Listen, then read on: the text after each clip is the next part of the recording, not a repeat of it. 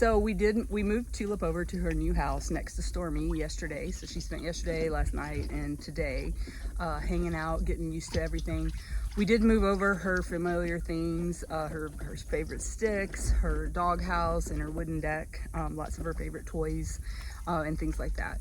And she did eat sweet potato, bananas, and grapes and rodent chow yesterday, although I will say she chose not to eat her kale. So I think that's about as much of a food protest that Tulip can do, as far as being just showing us that she might not be quite super comfortable just yet, but definitely comfortable enough to eat the food that matters. She also ate quite a bit of willow branches overnight and some of her mulberries, so she's no danger of any weight loss here.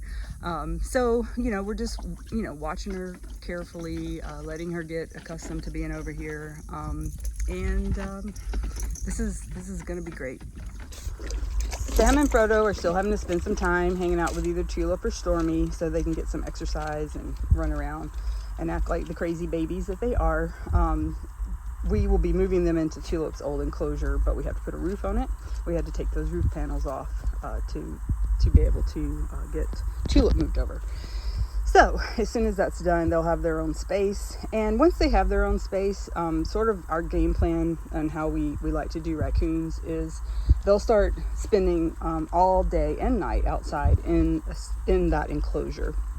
And then during the day, as they get a little bit older, we have these trees right here, and we will teach them or show them that this is a fun tree to climb, and they can just climb this tree and hang out in it. And as they get even larger, they may start hanging out in that tree most of the day, and then we'll feed them their favorite foods overnight in their enclosure. So they'll spend time out and in. I want them a little bit bigger because we do have large birds of prey that fly over, so I don't want to run the risk of them at this size getting snatched up by a hawk. But that is sort of the game plan over time. So next step will be having them live outside 24 hours in an enclosure, and we're going to actually put that over here next to the beavers. And there's no reason to believe that the raccoons and beavers don't at some point coexist in the wild. They're both, obviously, beavers are very aquatic and raccoons are surprisingly aquatic, so they absolutely run into each other in the wild. This is all play behavior. Sam is always very dramatic, and of course Tulip is very dramatic. So this is all just play, not hurting anything. In fact, I think it's good for Tulip to have to run around a little bit and move and not pout too much in her new place.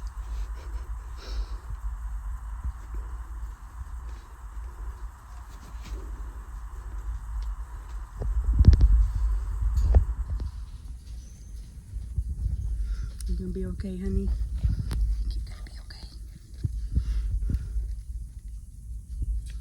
I love you. No kisses.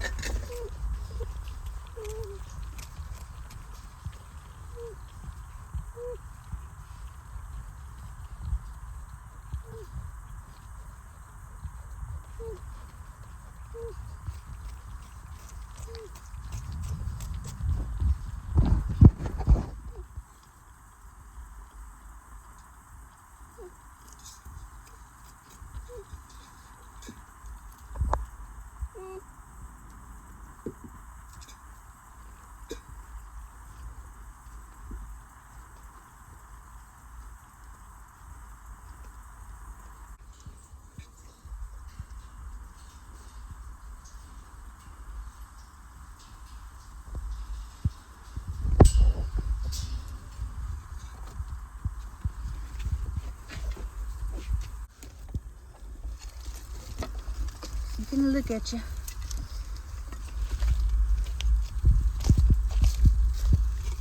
Somebody was asking if we have ever checked Stormy for being able to see. And that's a great question.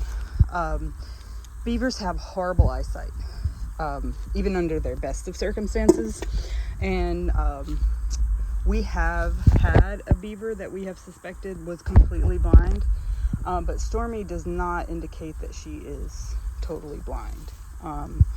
But in general, beavers have really poor eyesight. So Stormy continues to eat great. She has stopped eating the cabbage. She did nibble at that at first, and also the cantaloupe she has slowed down on. But she's still eating the broccoli, the corn, sweet potatoes, and the willow and the mulberry. So I'm very happy with her food consumption.